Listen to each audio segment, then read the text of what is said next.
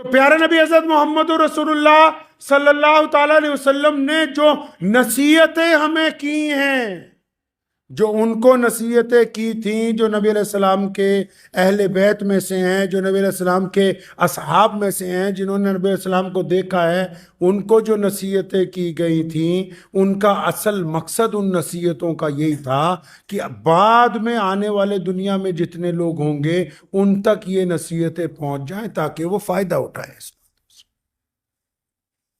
تو اپنی زندگی کو تھوڑا اسکین کرتے رہا کریں، اپنے اندر اپنے آپ کو تھوڑا دیکھتے رہا کریں۔ کسی اور پر مصیبت آ جائے نا، اس حد تک گر گئے ہیں نیچے، کسی اور پر مصیبت اگر آ جائے کہیں گے اچھا اس پہ تو اللہ کا عذاب آیا، بڑی بدماشی کرتا تھا، اور جب اپنے آپ پہ بیماری آ جائے تو کیا آیا بھائی؟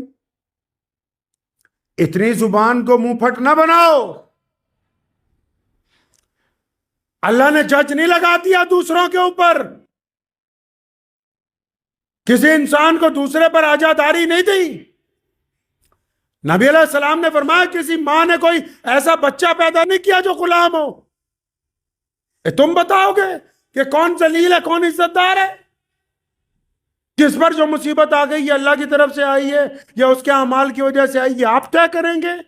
آپ اپنا کردار طے کیجئے جناب، اپنا کردار طے کیجئے۔ کبھی بستر پر لیٹ کے رات کو یہ بھی سوچئے، ہمیشہ بس ایک ہی بات کا رونا لگا رکھا ہے کہ فلاں نے ہماری بے عزتی کر دی تھی، فلاں کے ساتھ ہمارے تعلقات اچھے نہیں ہیں، فلاں بے ایمان ہے، فلاں ٹھگ ہے، فلاں چور ہے۔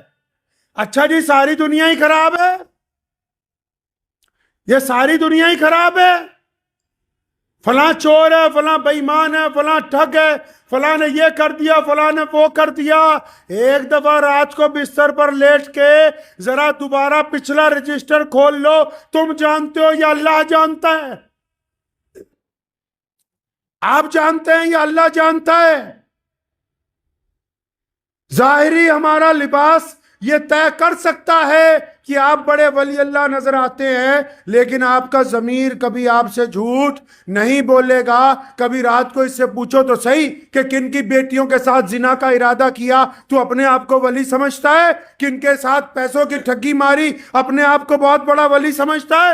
کس کس کے ساتھ زیادتیاں کی، اپنے آپ کو ولی سمجھتا ہے؟ کب کب اپنی ماں باپ کے آگے بدتمیزیاں کرتا رہا، اپنے آپ کو بہت نیک اور پارسا سمجھتا ہے؟ کس کس کے ساتھ 1 روپے کا مال 10 روپے کا بیچا، لوگوں سے بے ایمانیاں کی، اپنے آپ کو بہت پارسا سمجھتا ہے؟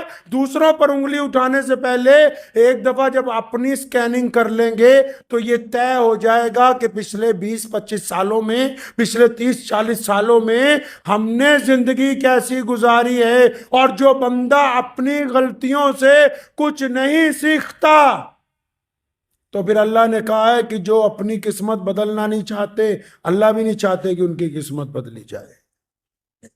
جو اپنی غلطیوں سے کچھ نہیں سیکھتا، یہ رونا رونا چھوڑ دو بس کہ فلاں کی وجہ سے ہمارا نقصان ہو رہا ہے، فلاں کی وجہ سے۔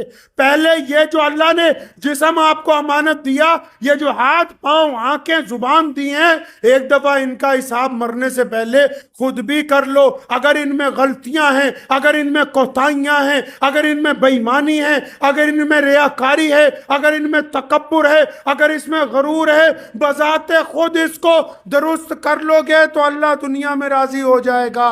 اور اگر غلط فہمی میں جیتے رہیں گے تو جیسے ہی قبر میں جانا ہے، قبر اتنی تنگ ہو جائے گی کہ دائیں پسلی ٹوٹ کے بائیں پہ چڑھ جائے گی، پھر یہ ساری غلط فہمی اس وقت نکل جائے گی، پھر کوئی پوچھنے والا نہیں۔